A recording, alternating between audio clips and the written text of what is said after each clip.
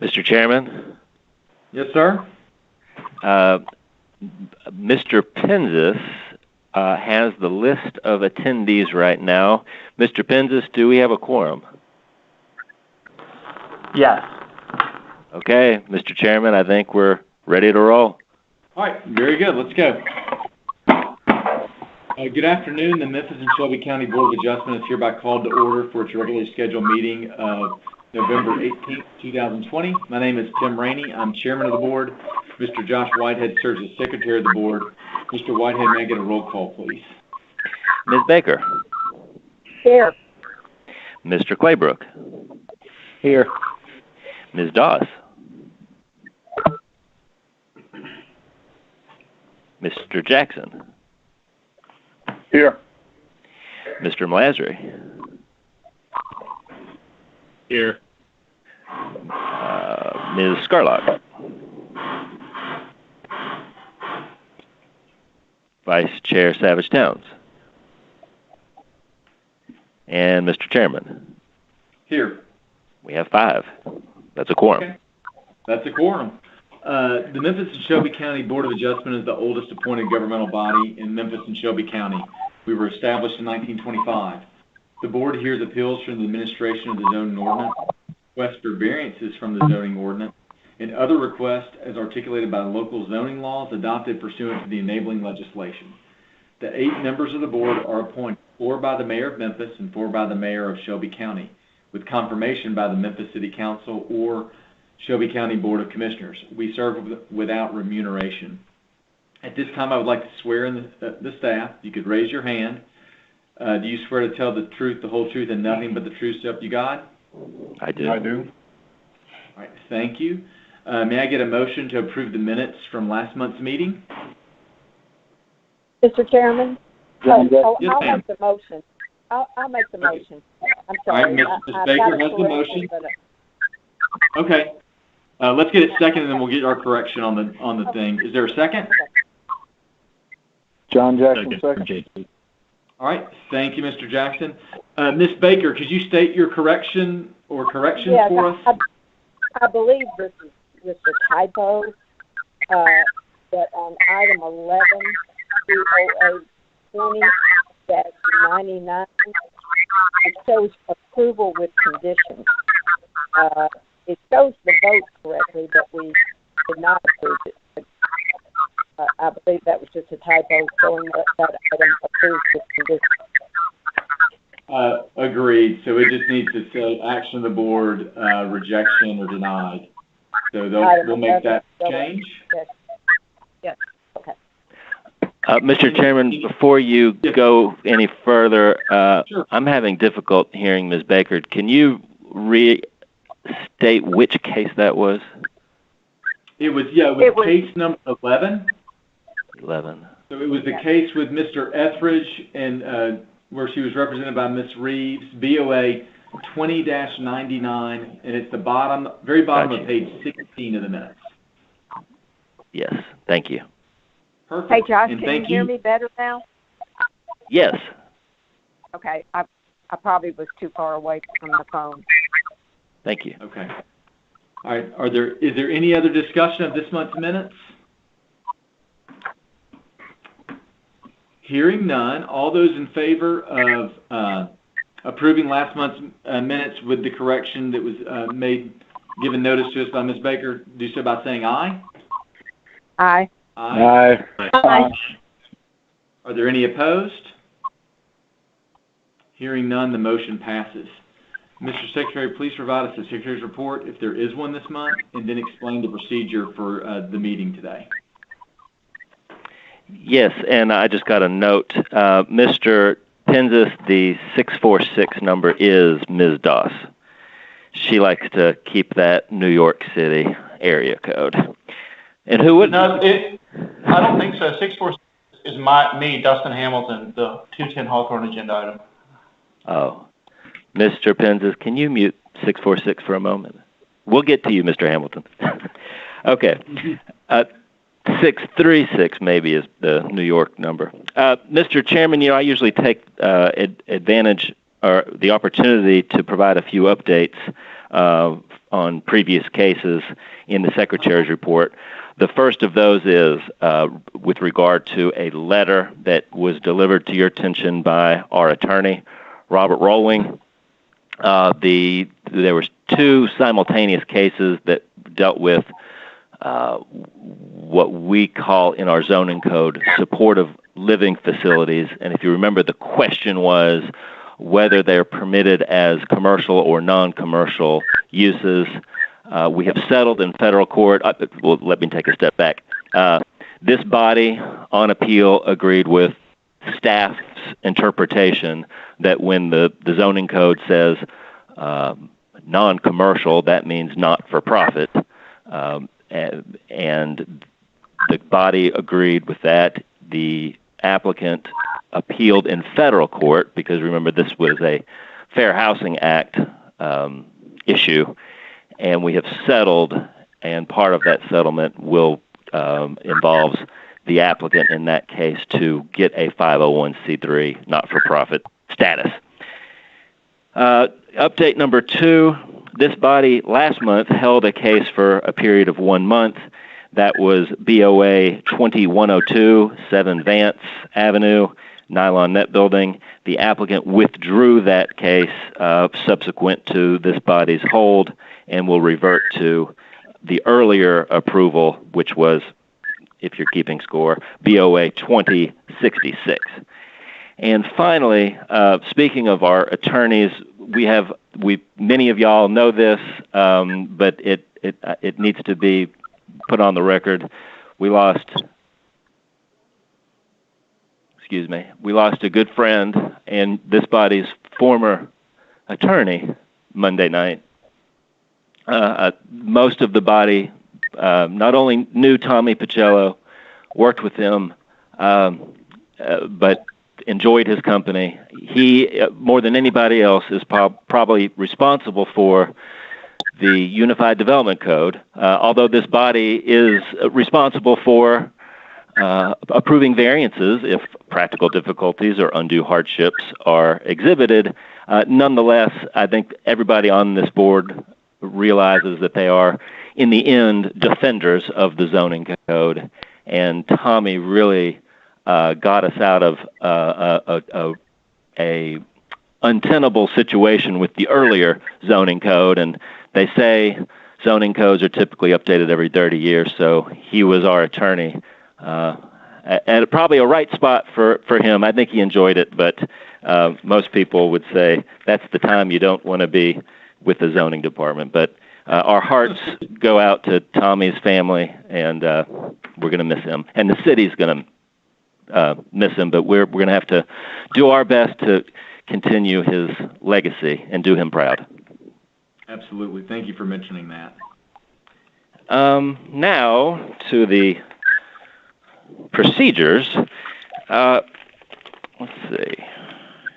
The procedure for the meeting will be as follows.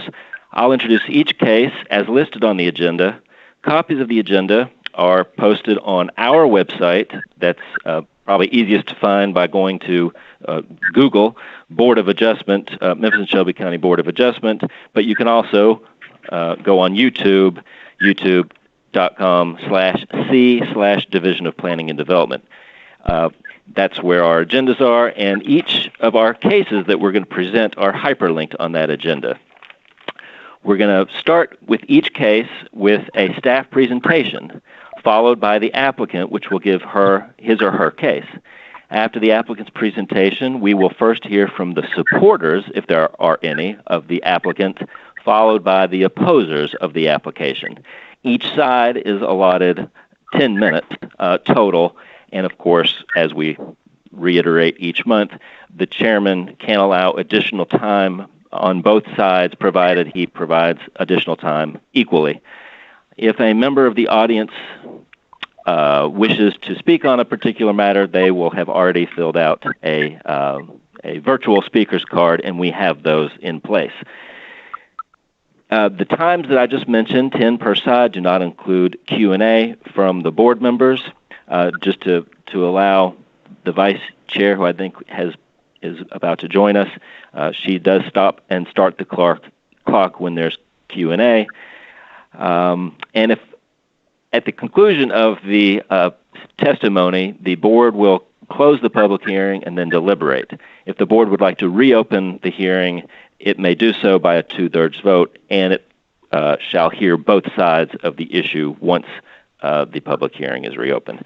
All motions by the board will be made in the affirmative. The private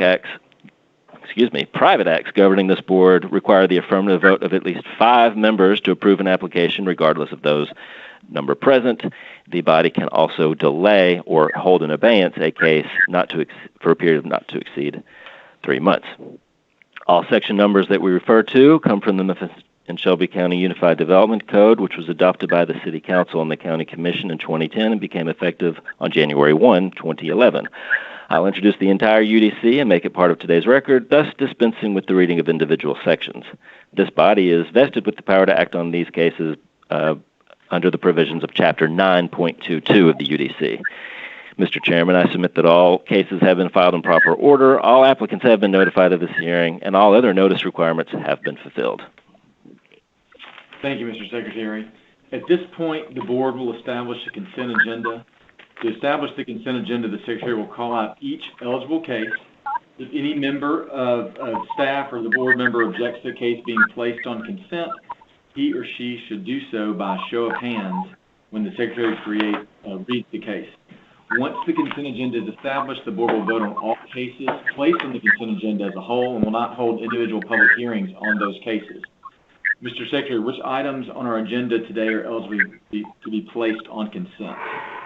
Thank you, Mr. Chairman. And again, to the board members, you can call out a case now or at the conclusion as I rattle these off. But so there's 2 options to quote-unquote raise your hand.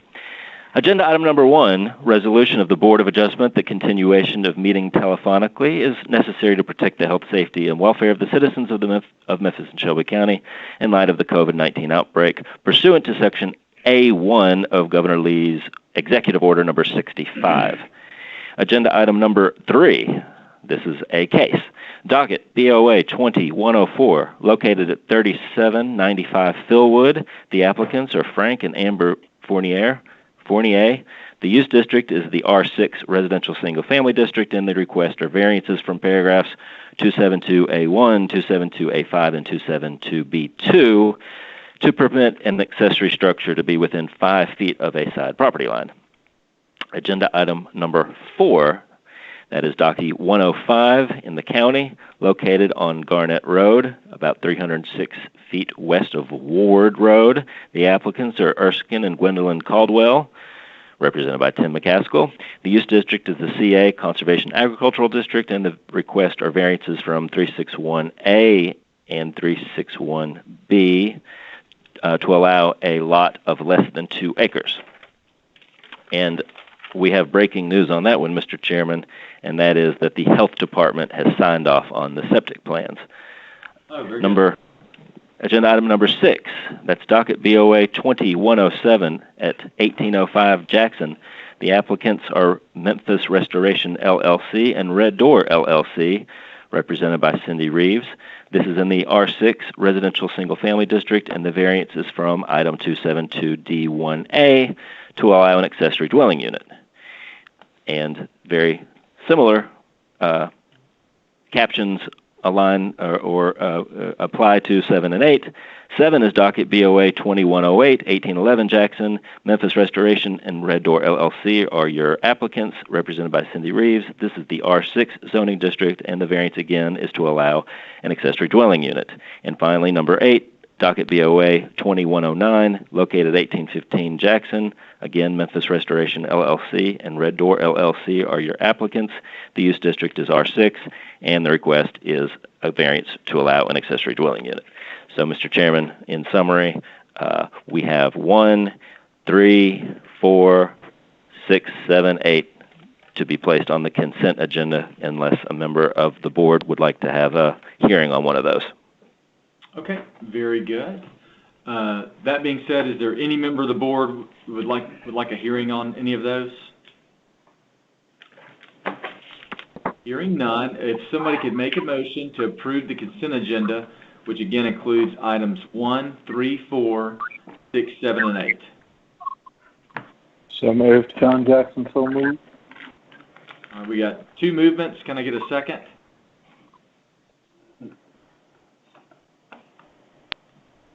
JT, second. Okay, thank you, JT. I'll remind the board that by voting on the consent agenda, he or she affirms that he or she has read the staff report and is in full agreement with the conditions. Mr. Secretary, may I get a roll call, please? Ms. Baker? Yes. Mr. Claybrook? Yes. Ms. Doss? Mr. Jackson? Yes. Mr. Malazri? Yes. Vice Chair Savage Towns? Ms. Scurlock? Yes. Ms. Scurlock? And Mr. Chairman? Yes. That's 6 ayes. All right, thank you. If you are on the line for cases 1, 3, 4, 6, 7, 8, you have now been approved as conditioned by staff. Mr. Secretary, will you call the first case on our regular agenda? Yes, sir, Mr. Chairman. That brings us to item number 2, which is docket BOA 2101, located at 210 Hawthorne. The applicant is MGR Memphis 3 LLC, owned by Dustin Hamilton, who we heard from earlier briefly, and represented by Cindy Reeves. The use district is the RU3 Residential Urban District within a historic overlay, and the request is a variance from item 452C1B to allow parking within the required front yard. Okay, thank you very much. If we could get a brief staff report real quick, that would be great. Thank you, Mr. Chairman. Brian Bacchus with the Office of with the Land Use and Development Services. This application came before you last month, and the applicant requested and the board granted a 1-month hold to allow the applicant and the Evergreen Historic District Association to meet regarding this request. As stated, this is a variance for 2 parking spaces to be located within the required front yard, as evidence on the Sanborn maps established in your staff report. Next slide, please, Director Zena. This property is approximately a 6,000 square foot lot located at the east side of Hawthorne Street. It's it's 2 blocks east of North Belvedere, where it turns into North Evergreen. It is also within the same block and west of North McLean. It's at the north side of Poplar Avenue in the Evergreen Historic District. As you can see on the graphic before you, the property is highlighted in the blue square. Subject property was subdivided, I assume, or at some point in time in the early 70s, and some lots were consolidated, and you can see this on your graphic too on the Sanborn map in the staff report that shows the consolidation of lots within this neighborhood. The apartments to your right or to the east, they were consolidated, and this parcel was also split, and the apartment community in the middle here on this block was also consolidated, as well as the lot on the immediate corner for apartments. The zoning line in this area is RU3, and that designation is along the north line of this property. North of this is RU1, which is two-family duplex residential, that allows 1 and 2 family dwellings. And to the south of this property, everything within that boundary, or within this area on this graphic, is RU3, which is the old multifamily district, low density multifamily. The zoning the land use is in order here. There are primarily apartments and duplexes to the north. Next slide, Director Zena, please. Thank you. As stated, this is in the Evergreen Historic District overlay. The RU1 district zoning allows for 2 family dwellings. The land use in this area is, as you can see on your graphic, is primarily multifamily. And there are some single family on the west of this property. But along this block, at the south end of this block, It's primarily duplex and garden apartments. Next slide, please. The existing conditions on this property, as you can see by the photo to your left, I don't think the graphic has popped up yet, but the existing conditions show this property in June of 2019. As you can see, there's another graphic to the right of the screen that shows this property in October of 2020, which was just last month. The applicant, we applaud him for rehabbing this property and bringing it back to life. As you can see, the difference in the left side of the screen and your right side of the screen. The paint is coincides with his existing apartment community to the rear of this property. Next slide, please. And I believe the next slide will show you existing conditions as they existed last month, and then existing conditions as of today, November 2020, which shows the applicant has primarily complied with the conditions that we placed on this application last month, with perhaps an exception to maybe a site-proof fence along the north line. We did not include that in our conditions, but we would prefer that at least a site-proof fence be extended at least to the front facade of the home. As you can see, the primary difference in the photographs from last month and this month, the shrub seeds have been planted to allow for screening along the north, along the street and to the north property line. The next slide, Mr. Zena, is a site plan that shows the location of front yard parking. There are 2 parking spaces, dimensioned at 9 by 18. These are typical of your parking spaces, of 90-degree parking spaces. Along the south line of the site plan, you'll see an ingress-egress easement. It's 10-foot wide ingress easement that was recorded at some point in time when these parcels were split, and also consolidated to allow parking for the rest of the development to the rear. The existing duplex building, they have parking to the rear. However, the applicant has requested additional parking for his tenants in the front yard. The conclusions of staff, I will not read those for you. However, we did not find a practical difficulty that existed, nor did we find any unusual characteristic or exceptional condition found to apply to the property for parking to be located in the front yard and on a 30-foot recorded setback in Hawthorne Place subdivision. This request for front yard parking, we believe, is unprecedented in this area, with one exception for the adjacent apartment homes. There are parking spaces in the front yard along Hawthorne Street on the adjacent apartment homes. Therefore, the variance is not warranted to allow required parking in the front yard for a duplex structure with 6 bedrooms. The findings of fact on the next slide, Director Zena, subject property does not exhibit the following. The findings of fact have not been met due to any physical or exceptional condition found to apply to the property. However, if this board decides to go forward with this application, we recommend the conditions that are listed on the last slide regarding a maximum of 2 spaces, front yard parking screening, and then a final site plan approved by this body and Landmarks Commission. We do have opposition regarding this application. Members, a representative or representatives are present to give testimony regarding their view and their decision on this. And I'll be, at this point, Mr. Chairman, I'll be happy to answer any questions that you may have of me and the board. Thank you. Okay, very good. Thank you, Mr. Baucus. Are there any questions of Mr. Baucus at this time?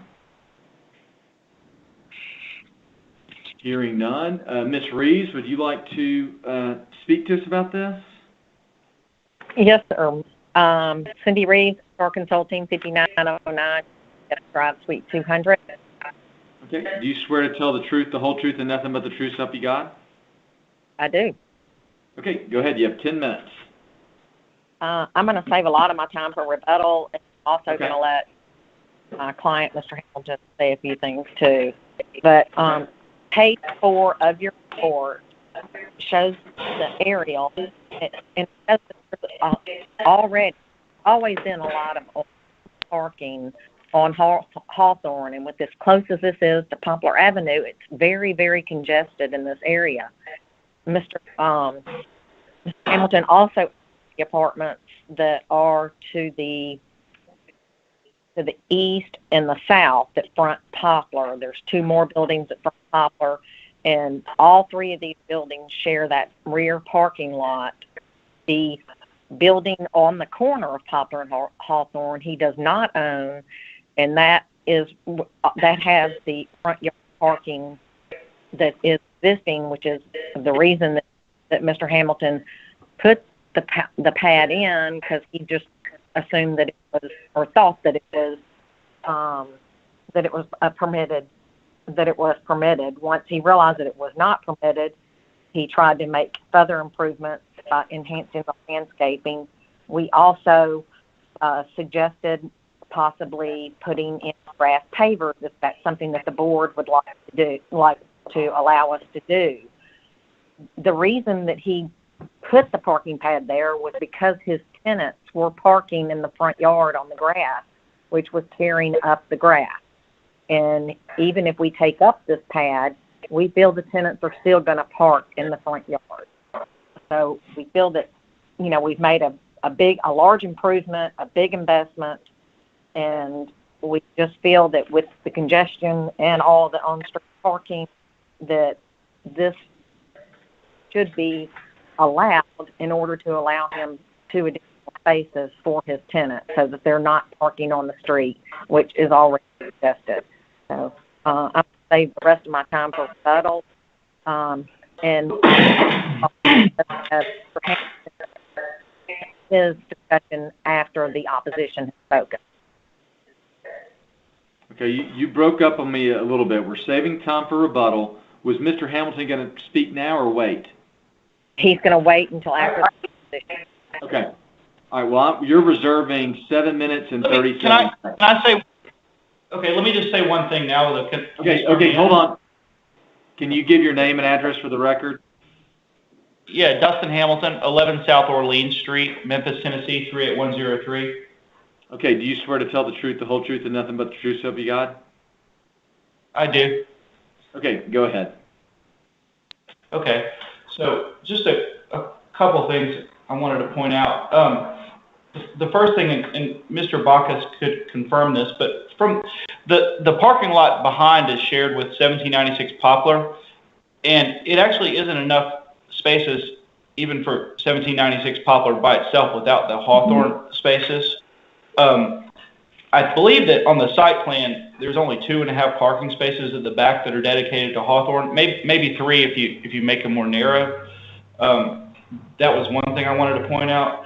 And the next thing I wanted to point out is that on the page 4 site plan, you see that this property is the last one that is RU3 zoning use. So it has all apartments on the corner. There are 4 buildings. There's this duplex. There's the apartments immediate to the south. There's apartments across the street to the west, and then there's an apartment on the corner of Hawthorne and Poplar. And the ones immediate, and the reason there's a lot of parallel congestion at this one particular spot, right? It's actually because people line up to turn onto Hawthorne off of Poplar, because if people park badly parallel, there isn't enough room for 2 cars to go past. So the more parallel parking at this spot would be even more detrimental. So that was one reason why the front yard was good, because otherwise the tenants in my building would have to either park, well, they really have to park parallel because it's the only place that they can park. And out of the 4 buildings, 2 of them actually have parking that fronts Hawthorne. The building immediately to the south has parking that fronts Hawthorne that shares the driveway with me, and it doesn't have any screen parking. And also the building on the southwest corner of Poplar and Hawthorne, although it's in the back, since the building is on Poplar, the parking itself fronts Hawthorne, and it doesn't have any screening either, so it's just surface parking. Well, and ours has screening. And those were the only other points before rebuttal. Okay, thank you, Mr. Hamilton. Y'all reserve 5.5 minutes. Down. Are there any questions of the applicant at this time?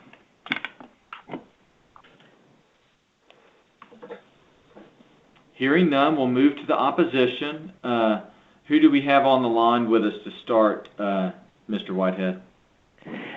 And Mr. Chairman, since Mr. Penzis is going to be able to join us by phone and run the Skype meeting on his computer, he can call out our next speakers. But on this one, I think we only have one, and that is our illustrious former colleague, Don Jones. Oh, very good. Mr. Jones, are you with us? Can you hear me, Mr. Speaker, Mr. Chairman? I absolutely can. I saw your name there, and I was like, I wonder if that's the Don Jones, and apparently it is. So sometimes you just can't escape your fate, I guess. Exactly. Can you go ahead, just for the record, state your name and address? Of course, thank you. For the record, my full name is John, middle initial D. Jones. I reside at 1763 Peach Avenue. Okay. Do you swear to tell the truth, the whole truth, and nothing but the truth? I do. Okay. Go ahead and say your piece for us. Mr. Chairman, I submitted a PowerPoint presentation to staff. I don't know if they are able to project it at this time. Mr. Penzis, is that something, or Mr. Zena, could we get that up there? Yes, it should be appearing momentarily. Okay. Thank you, Mr. Penzis. Okay, I have a couple of introductory things I can talk about until we get to that point. It looks like I'm starting at about 2:32. Yeah, Let me first say thank you, Josh, for remembering Tommy. I had the great pleasure to work with him and to run the UDC through its paces to different neighborhood groups and just anybody who would entertain us. And Tommy did a great job organizing all that, and was great to work with, and he will be missed. I do see the comments are up now. I am a member of Evergreen Historic District Association, which is a mouthful, so I will, from this point forward, refer to that as EHDA, and that is the Neighborhood Association. I'm a member of its board of directors and a member of its planning committee. And we did send a comment. I'm sorry to say a little bit late, but we did send a comment to Mr. Hamilton and Ms. Reeves, but I want to make that public, that we at EHDA appreciate the efforts Mr. Hamilton has made in our neighborhood. He's rehabbed 2 buildings, one of them being our subject property, that were in bad shape, especially from what we could see from the outside, and he has made a physical improvement, and we do appreciate that. And it just kind of begs the question to us, why not reach out to us about this driveway before it's gotten this far? Next slide, please. This is a 100-year-old... I'm sorry, yeah. Don, there's about a 15-second delay on YouTube, just to let you know. So I have plenty of room for all of my parentheticals then.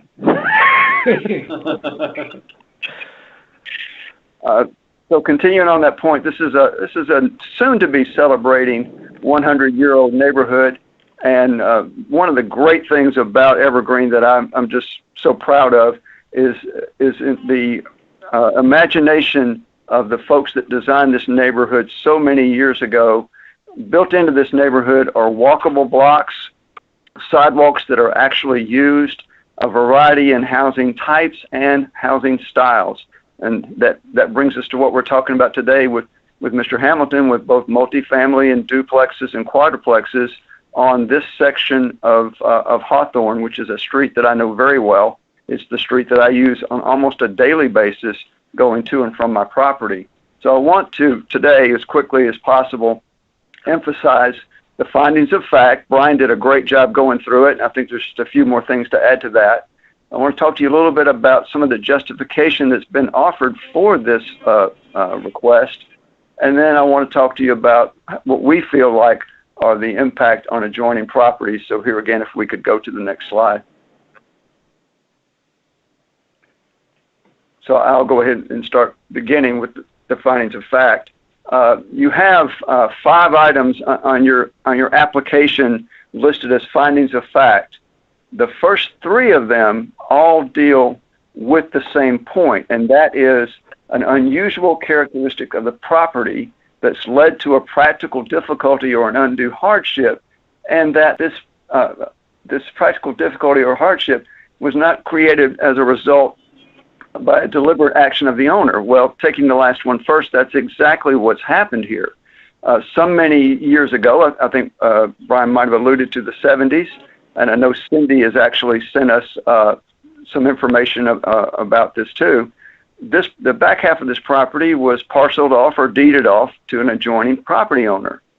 That was absolutely a deliberate action of a property owner. Not this property owner, I understand, but a deliberate action of that property owner. That's the only reason that this property has the issue that it has, that is not being able to accommodate its parking, because somebody already got a benefit for selling off the back of it, whatever that benefit was.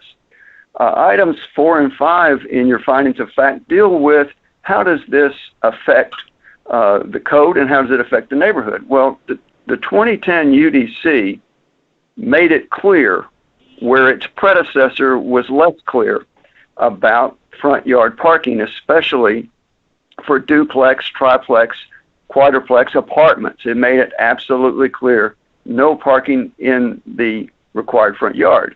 The UDC was adopted in 2010 and made active in 2011. This action that you're dealing with now took place, as Brian showed so well in his graphics, this year. So, this thing has been in place for almost 10 years. It's stretching the idea of credibility that someone in the development industry and someone who has access to excellent representative in Ms. Reeves, I just didn't know. Finally, item number 6, item number 6 is a little bit more argumentative. It talks about the requested variance is not given just for the purpose of monetary benefit.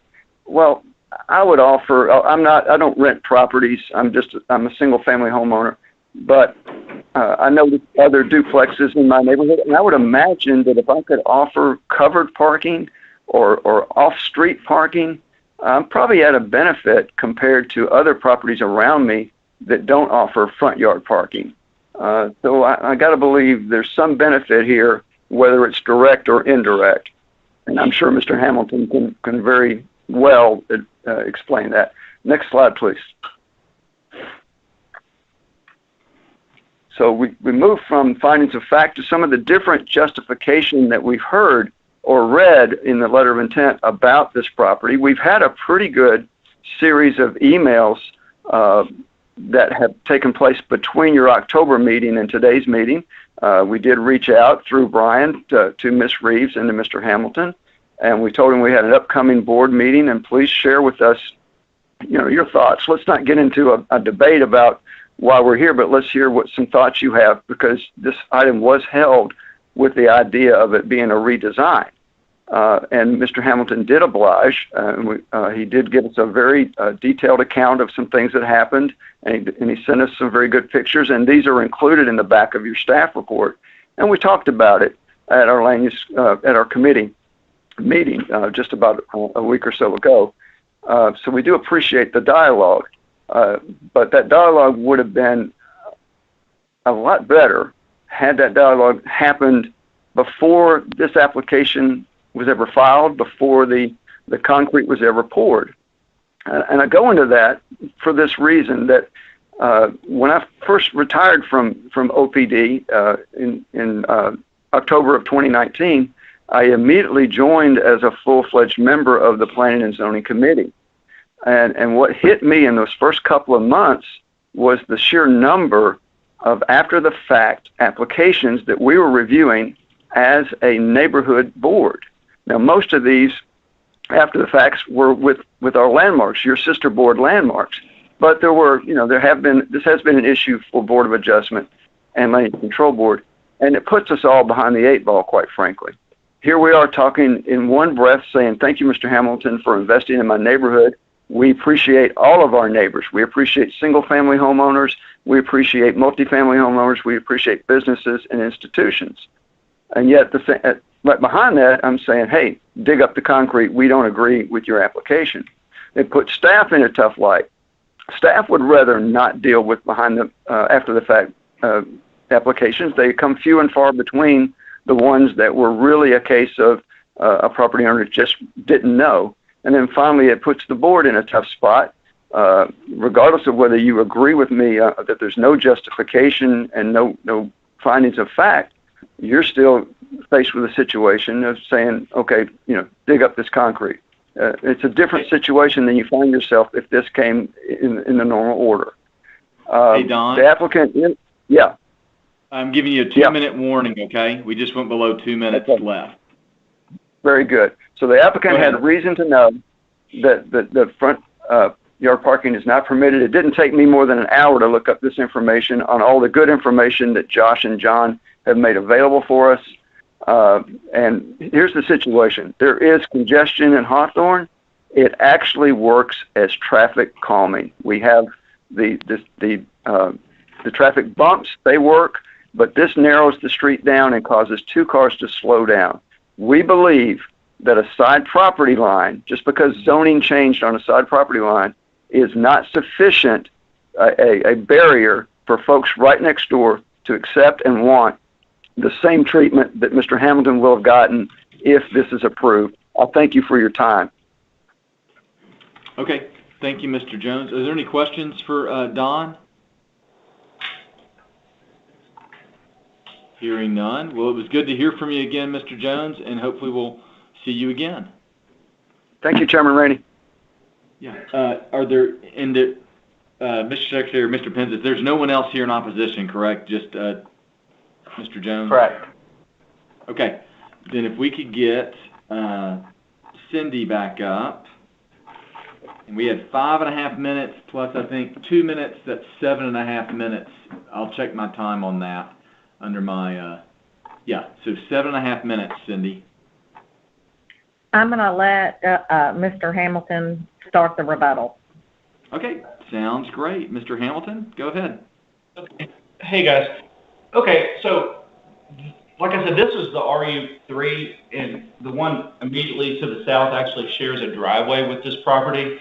I didn't know that it was like, basically, of course, in Evergreen with a single family, although I counted at least 17 properties in Evergreen that are single family that have driveways, 2 of which I found that were definitely built after 2010, and as far as I know, they're not cited. I'd be happy to provide those addresses. But this is RU3, and right there, it just already has so much parking, it just kind of just logically makes sense if you look at it. So I didn't think it was a big deal. I'm sorry. Again, if it was, 2 or 3 blocks away, like over in the park at Hawthorne, of course you don't have front yard parking. But this is just where all the apartments are. And we thought we screened it pretty well. And based on what Brian said, and we actually wanted to screen the whole yard, we just didn't have enough hedges available at the nursery. And we were going to screen the whole in front yard on both sides along the north property line as well, which he asked us to. We were just waiting for those to come in. And then with Evergreen, I don't know if they were mad at me because they think I just tried to get forgiveness instead of permission, but we did try to meet with them, and they just said they wanted us to explain in writing, and they kind of blew us off as far as actually sitting down and having a constructive conversation about it.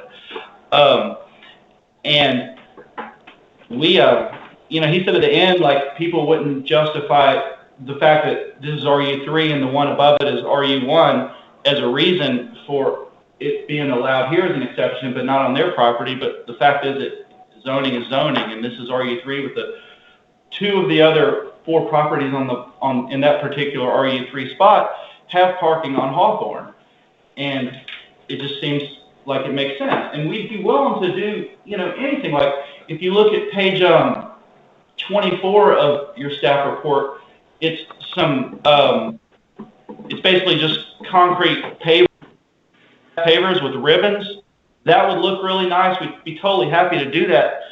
We wanted to meet with the Evergreen Historic District Board and talk about all this, but they just didn't want to. And that's really it. Cindy? Okay, thank you.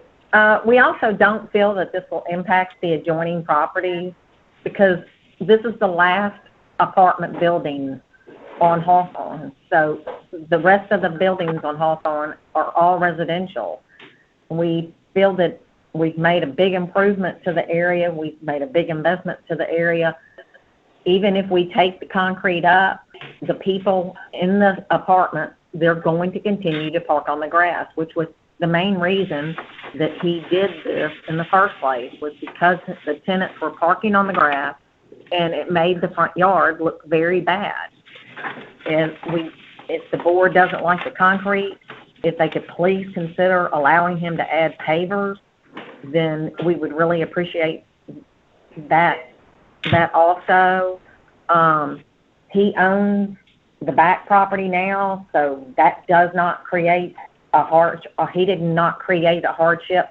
He ended up, now that he owns both apartment sites, he fixed the error that the previous owner did when they sold the back part off. So we feel that he owns all three buildings and there's still not enough parking and that they share. And we know that the tenants are going to continue to park in the front yard, and we just would like to be proactive and give them, a solution so that the yard doesn't look bad. He felt that the yard was starting to look bad, and if the concrete pavers would be an alternative, then we would appreciate the board to consider that. So just a little bit of backstory, just in our last couple of minutes that we have left. We bought the 1796 property and this property at the same time. In 1796, we completely got renovated, so it was 100% vacant during our whole ownership. And there wasn't a parking issue because the Hawthorne tenants were parking here. But then now that the Poplar is 100% occupied, that's when and we cleaned up the Hawthorne grass and removed everything and made it all nice, and that's when they started parking there because they just didn't have spots to park in the back because all the Evergreen tenants and their guests were taking it. And there aren't any really spots on the street even available right now at Hawthorne in that particular location. And sometimes in rush hour traffic, it even gets backed up almost to Overton Park, especially if there's like a delivery or something like that. And just two more parallel spots would just be bad, and it just because this is the last apartment on the spot, and we're willing to do whatever. It just seems like it would make sense to grant this variance for us. If not, I understand, but it would make a lot of sense just logically. So yeah, that's kind of all we have to say, I guess. Okay. Are there any questions for the applicant? Hearing none, thank you all very much. At this point, let's see, do we have anybody that would be willing to offer a motion to approve, let's get their case number, BOA 20-101 as conditioned by staff? John Jackson, so moved. Okay, is there a second? Second, Mary Motion, Baker. second. Thank you, Ms. Baker. Being moved and seconded. Is there any discussion on this?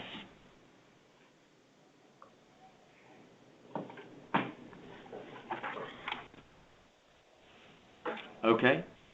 Hearing none, I assume that y'all are ready to vote. Mr. Whitehead, will you give us a roll call vote, please? Ms. Gerlach, No. Mr. Melasry, No. Mr. Claybrook, No. Ms. Doss, Ms. Baker, No. Mr. Jackson, No. Vice Chair Savage Towns, Chair Rainey. No. 6 nays. All right. I'm sorry. The motion was denied. Mr. Whitehead, will you call the next case for us? Yes, sir, Mr. Chairman. That brings us to our second and final case for this afternoon, which is agenda item number 5, docket BOA 20-106, located at 1941 Vinton. The applicants are Mark Poole and David Ma. The use district is the R6 residential single-family zoning district within the historic overlay. And the request, as it was the last time, is a variance from item 452C1B to allow front yard parking. Okay, is the applicant with us? No. They are not. So the applicant has not shown up. Okay, so Mr. Chairman? I guess that gives us, yes, sir. This is Brian Bacchus. I just want to let the record reflect that we did contact the applicant. We also sent him the meeting information on Monday. So we don't have any sense that, we just don't know where he is that correct?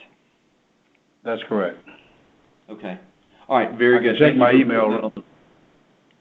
check my email real quick just to make sure. Oh, yeah, if you'll do that, and then while you're doing that, we'll kind of discuss.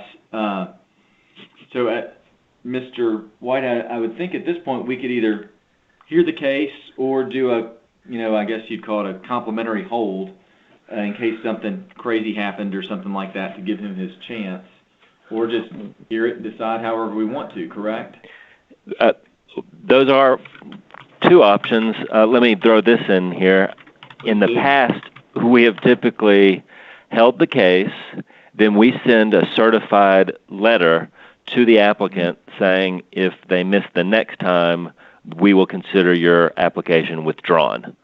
And so if you remember the last time we did this, it was off Mendenhall, south of Shady Grove. Can't remember the street name, but so that's what we did in that case a couple years ago. Which, incidentally enough, that case on Mendenhall, I think they finally ended up building some large house there, if I remember right. With the appropriate 50-foot setback. Yes. I think so, yeah. But I noticed it not too long ago. It's like, that's the people that never showed up. So, yeah, Mr. Bacchus can, I would think that'd probably be the best way to handle it. If the board agrees to that. Is there any comment from the board on that?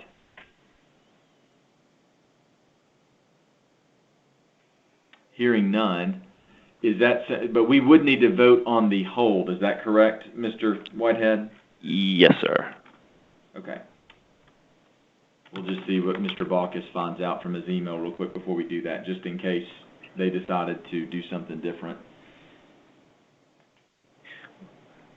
And I'm assuming they weren't ever here as opposed to hearing how the prior case went and then hanging up. Jeffrey, Correct. do you recall? Okay, thank you. They were never on the line. They were never on the line. Thank you, Jeffrey.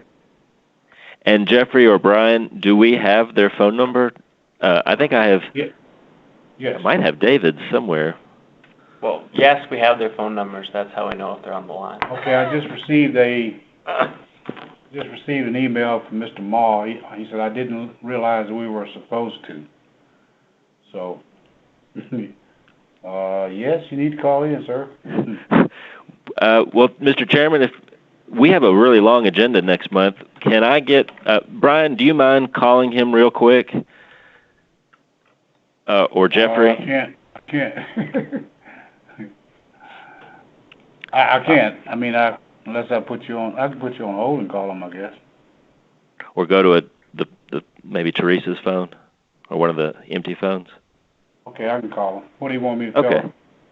Well, tell him to call the 636-6050 number, give him the conference ID, and then we can at least try to dispose of this case and then deal with the big tranche next month. I like using the word tranche, Mr. Chairman. You use it well. But how do you He may spell call. that? He may I call think it's in with and- it's French, I think, so it's an AU, but no E at the end. I heard at first there was that movie that went into the meltdown of the housing crisis, and some bigwig Wall Street guy was, it's just a tranche. We sell a bazillion countrywide loans, and no big whoop. It's a tranche, and it might melt away, and everybody gets in trouble. But who cares? Tranche. The Big Short. Thank you.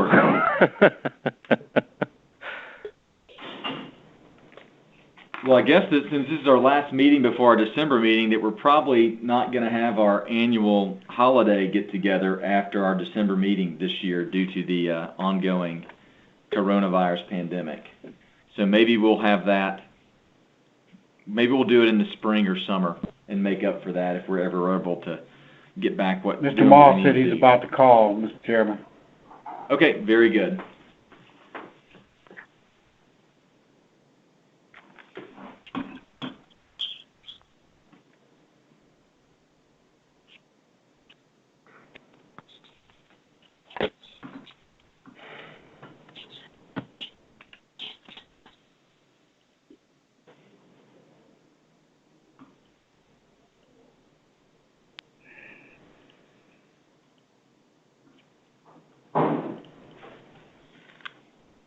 Mr. Ma is on the line.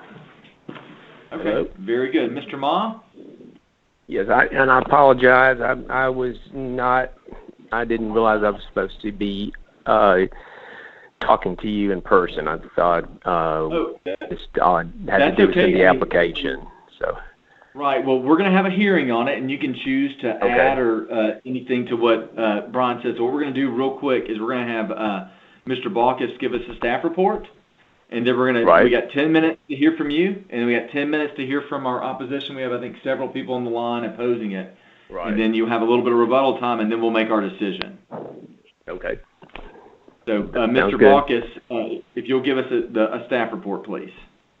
All right. Thank you, Mr. Chairman, members of the board. Brian Baucus with Land Use and Development Services. I reviewed this application in accordance with the UDC regarding the front yard parking for variances, item 452C1B.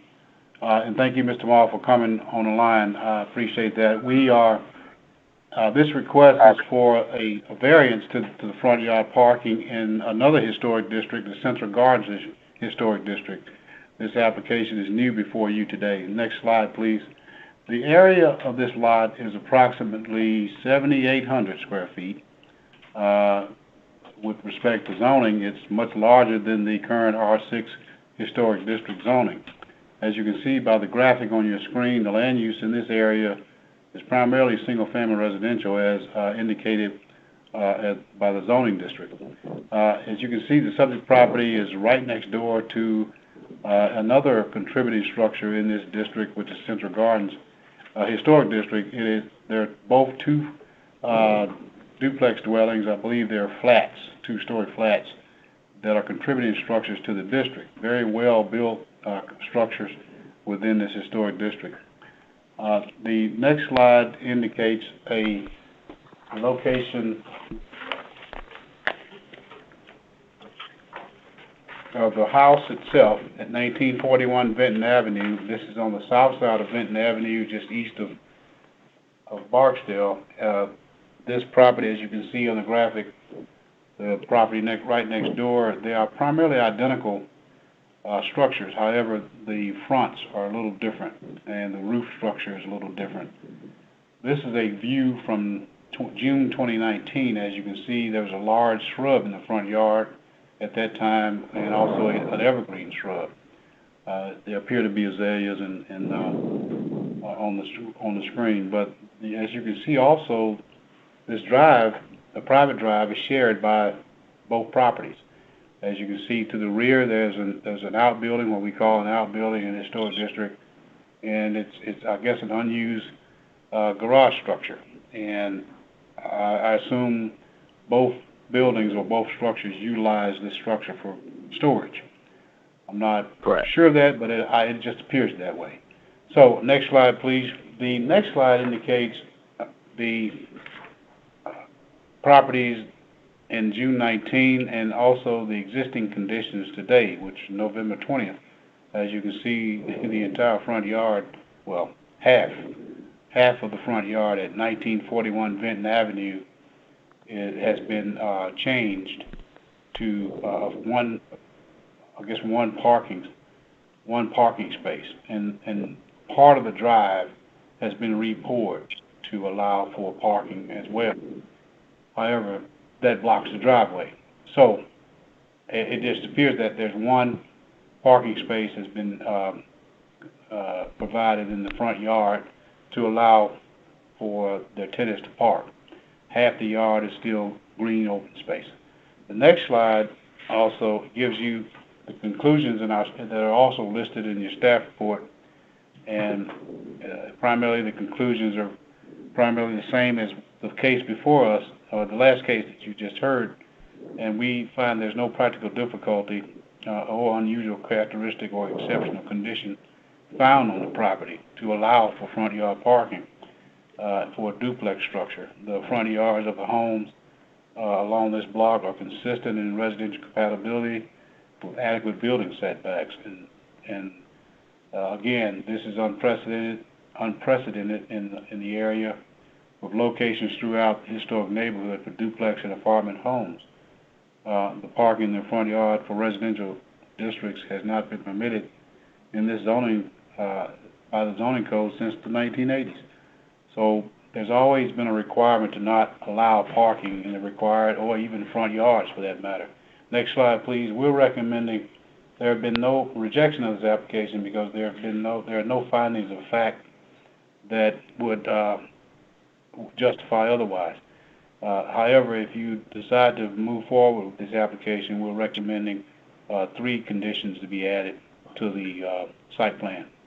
And that includes, of course, a maximum, it says 2 parking, but I believe that should be 1 parking space, and shrubs in the front yard to minimize the visibility of the parking.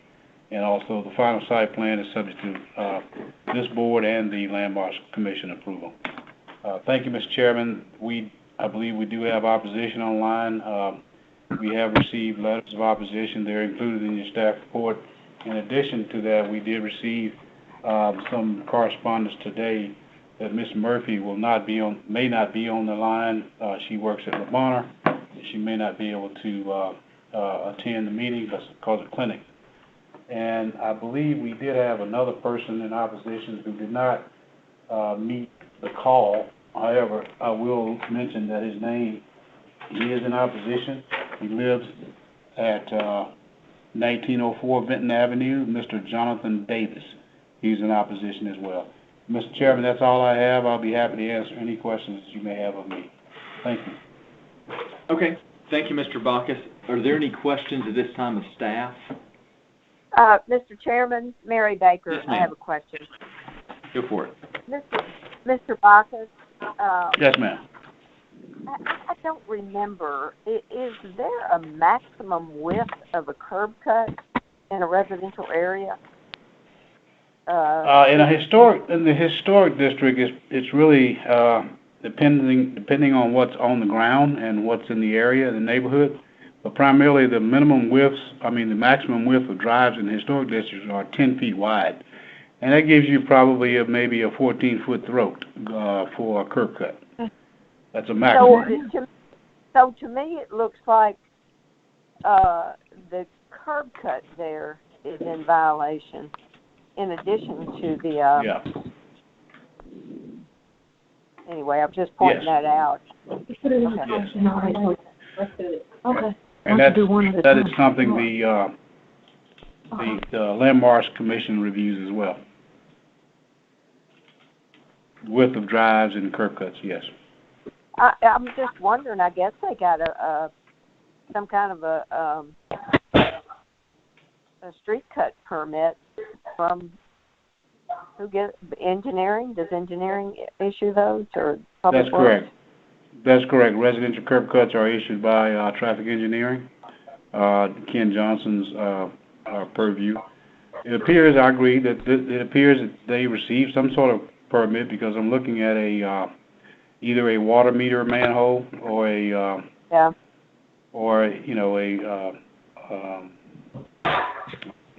looks like water. Some kind of utility there. I see it. Yes. Yeah. Yes. Okay. Not really a manhole, but it's a hole. Ms. Baker? That's all. That's it. Mr. Chairman? Yes, sir. May I ask Ms. Baker a question? If she would ask that question to the applicant, because A private contractor probably could have done this and done a good job like this without a permit. So I would like you to ask that question of the applicant. Okay. All right, any other comments before we move to the app? All right, Mr. And I should say, a good contractor could do good work, but a good contractor does not do good work without a permit, for the record. That's so true. So true. Thank you. Mr. Ma, could you give your name and address for the record for us? Yes, it's David Ma, M-A-H, and I live at 3408 Del Glade Drive. Okay, do you swear to tell the truth, the whole truth, and nothing but the truth, so help you God? I do. Okay, so now you have 10 minutes to add or talk about anything. You can also reserve time for rebuttal to what Mr. Bacchus said, and I'll go ahead and do Ms. Baker a favor and ask you if you could also explain during that time about whether or not this was permitted, and you can go. Well, the problem we had, first of all, my situation is almost identical to the previous case, where I did some things out of naivete, and I had the work done. I hired a contractor. He spoke very little English, and he got a permit for what I thought was for the whole job, but it was actually just for the sidewalk, because the sidewalk was cracked in really bad shape. And I sort of same situation, had four people who live in my building with 4 cars, and was just trying to get some of the cars off the street because our street is also very congested. And somebody ran into one of our tenants' cars who was parked on the street by a neighbor who, pulling out, accidentally ran into it because it was parked at the end of their driveway. But I did not go through the right channels, and I found this all out after the fact. So I really don't have a justification. Right. Okay, any other thoughts before we move to the opposition then? Just that we have invested a lot of money in the place over the years. We've totally upgraded it inside and in the back. We've raised the rents. The property value more than doubled in 14 years. So everything we've tried to do has been to improve the property and make it financially more valuable, as well as aesthetically more pleasing, with re-roofing, painting, all the other things we've done. So we feel like we've been good neighbors, but we did screw up on this thing. So I'll just be honest. Gotcha. Okay. Are there any questions for Mr. Kind Ma? of throwing ourselves at your mercy. I understand. Any questions at this time? All right. Hearing none, Mr. Ma, we're going to reserve 7 minutes and 20 seconds for you, so that'll give you 12 minutes and 20 if you need it. You're kind of in a tough spot, and I understand that. And we're going to move on to the opposition. And so, Mr. Penzis, if you can tell us who we have on the line. Sandra Murphy. Okay. Miss Murphy, can you give your name and address for the record for us? Yes, my name's Sandy Murphy, and my address is 1963 Vinton Avenue. Okay. Do you swear to tell the truth, the whole truth, and nothing but the truth, so help you God? I do. Okay. All right. And for all the opposition, just so you know, we have 10 minutes. Y'all don't have to use all. You're welcome to use the 10 minutes. I can't stop you, but you don't have to use it all. You can also just tell each other, I agree with what Sandy said. You're the first to go, but I just wanted to put that out there. So go ahead, ma'am. Okay. So I don't think that parking in front of the house is in keeping with our neighborhood, and I think it would set a precedent for especially this block to do that. Many of us share driveways. The duplex next door is in the same situation as Mr. Ma. In fact, I live not too far from him, and I share a driveway with my next door neighbor, and there are 9 cars that we have to somehow park. And we mostly park on the street, which is pretty much what everyone does. I've been hit. I think all my neighbors have been hit. It is a problem. I just think that this doesn't add to the niceness of our neighborhood. Mr. Ma's property is very nice, but I think a big slab of concrete taking up half the front yard isn't appealing and would lower our property values. Okay, thank you. And that's all I have to say. I appreciate it, Ms. Murphy. Are there any questions for Ms. Murphy at this time? All right, hearing none. Thank you for joining us. Mr. Penzis, who else do we have today? Becky Polk. All right, Ms. Polk, are you there? I am. Oh my God, okay, will you give... Mr. Chairman, can I interrupt real quickly? Please do. Mr. Penzis, can you put Ms. Scarlock on mute for a minute? I think she's forgotten that she was not on mute. Will do. Gotcha. Okay. Okay, thank you. Thank you. Ms. Polk, are you there? I am. Okay. Can you give your name and address for the record, please? Yes, my name is Rebecca Leslie Polk, and I live at 1967 Benson Avenue. Okay. Do you swear to tell the truth, the whole truth, so help you God? I do. Okay. Go ahead and add what you would like to this case. I totally agree with Sandy Murphy. I understand Mr. Ma's position. We've all done some construction projects and then realized later that maybe we hadn't done them properly, so I appreciate hearing him say that. I personally can't see anything that can be done with the parking pad as it stands now to make it more aesthetically pleasing or in keeping with the neighborhood. And that's pretty much all I have to say. Okay. All right. Are there any questions for Ms. Polk? Hearing none. Mr. Penzis, next. Shelley Rainwater. Hi, Ms. Rainwater. Are you with us? I am. I'm here. Okay. Would you give your name and address for the record, please? I am Shelley Rainwater. I live at 1432 Harbert. Okay. Do you swear to tell the truth, the whole truth, and nothing but the truth, so help you God? I do. Okay. Go ahead. All right, I am here as the chairman of the Central Gardens Landmarks Committee and here to voice our opposition to the project. And while we do sympathize with Mr. Ma and his situation, in response to one of his comments, I think that the large parking pad, which is 23 feet wide, takes up almost half of the front of the property, actually detracts from the value not only of that house but of the surrounding properties because it's just very unattractive. There are a lot of people who don't have driveways. The others have said that. We work around it. That's just part of living in Central Gardens. The 23 feet, it worries me that they have the intention of pulling cars in facing the curb cut to the left where they can still keep the driveway open, which would just look like a giant parking lot. And in addition, in a picture, I think Mr. Bacchus had it in his slides, and I sent it in my comments to y'all. The backyard looks like the garage could be converted to car storage, and there's a lot of concrete back there that could be parking as well. I know that might take away from some patio space, but it doesn't interrupt the entire neighborhood by putting a car lot in the front yard. I think that, and our guidelines, they did submit quite a few pictures of driveways in front yards or parking in front yards. Some of them are original. Most of them are on larger lots, and some of them are the reason that we have this guideline that does state quite clearly that it shall not be allowed. And that's all I have.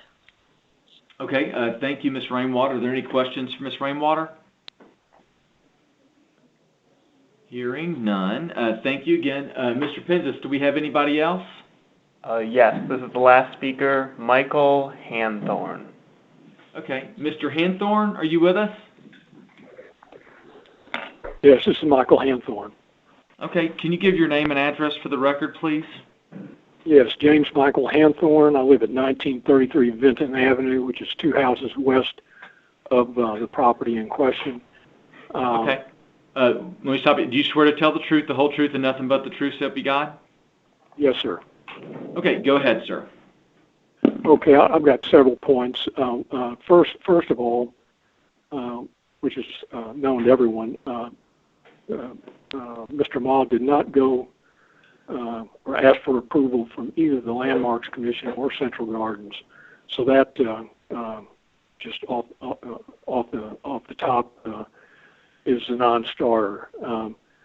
The main problem with the pad is it's absolutely and undeniably out of character with this street and with the rest of the Central Gardens neighborhood. I would challenge anyone to drive all the streets in Central Gardens and find another driveway that is even remotely characteristic of the one in question. There isn't one. To that point, the recommendations number 1 and 2 are incompatible. The question being, the second point was to make this more palatable to the residents to the east. Well, that's all well and good, but that's not the primary problem. The primary problem is the appearance of the driveway from the street. It looks like a parking lot. And the only thing missing is a billboard or some sort of a commercial sign to indicate that a business is located at that residence.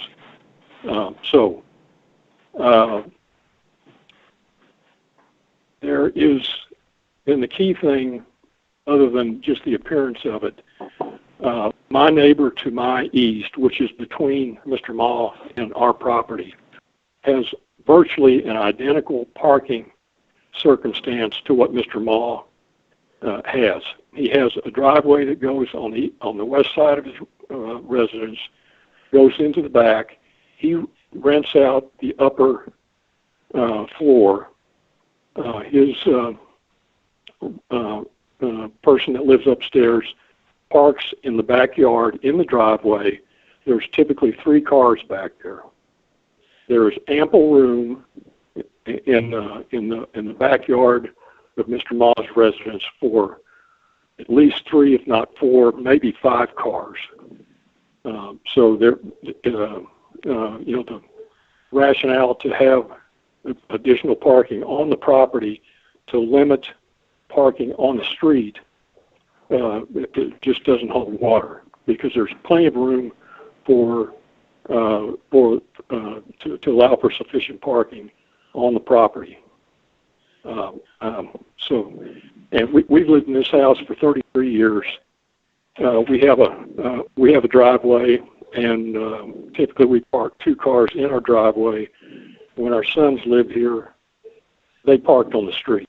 And as was noted by the other people who have spoken, most people that live on this block park on the street because they don't have adequate space in their driveways, if they have a driveway, to allow for sufficient room for their parking.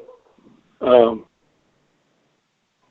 then lastly, as the map showed earlier, this is primarily a residential single-family dwelling area. There are 2 properties that have rentals, and it's the one that's directly to our east into Mr. Ma's. But again, those are the exception to the rule, and I don't believe we need to be circumventing the existing guidelines for the neighborhood for the exception rather than the rule. Thank you very much for your time. Thank you very much. Are there any questions for the opposition? Hearing none. Mr. Penzis, that was it, correct? Just want to make sure. Correct. Okay. Mr. Ma, are you still with us? Yes, sir. Okay, so if I remember right, you had 9.5 minutes if you want. I think I may have said 12, but I'm always trying to give people too much. But do you have any rebuttal for anything that was said? Not really. Yeah, that's okay. I mean, It's a tough situation, you know. Yeah, I just want to find out what I need to do to correct it. I've talked to the concrete man, and he can cut off what is not acceptable, but we need to know exactly how many feet we need to cut out, and then my yard man could put sod back, and we'll do whatever we need to do to, the tenants will just have to go back to parking on the street. Right. Okay. Well, we're going to vote on it anyway. You never know what can happen. I don't think your chances are great between you and me. We haven't even discussed it yet. I don't know either. There's still a chance. And then once we get done, what you can do is call Mr. Bacchus, and he can kind of lead you through. Okay, and it's probably just going to look a lot like it did before, except, you know, it's newer concrete in that portion where the drive used to be. But we'll go ahead and move to discussion at this point. So, is there anybody that could give us a motion to approve BOA 20-106 as conditioned by staff? So moved, Clarkson. John Jackson, so moved. Okay, we got two movements. Would one of y'all second? Second, Clarkson. Okay, being moved and multiply seconded. Is there any discussion on this case? Hearing none, I assume you're ready to vote. Mr. Whitehead, will you give us a roll call vote, please? Mr. Jackson? No. Ms. Doss? Mr. Malazri? No. Vice Chair Savage Towns? Ms. Scarlock? No. Ms. Baker? No. Mr. Claybrook? No. And Mr. Chairman? No. That's 6 nays. All right, the motion fails. Mr. Ma, thanks for joining us. Thanks for your honesty. I could feel the pain in your voice knowing how this went down. So hopefully you can get everything back to the way it was. And but appreciate everybody joining us for this. Mr. Whitehead, is there any other announcements today? No, sir. All right, with that, this is adjourned. Thank you. Thank you.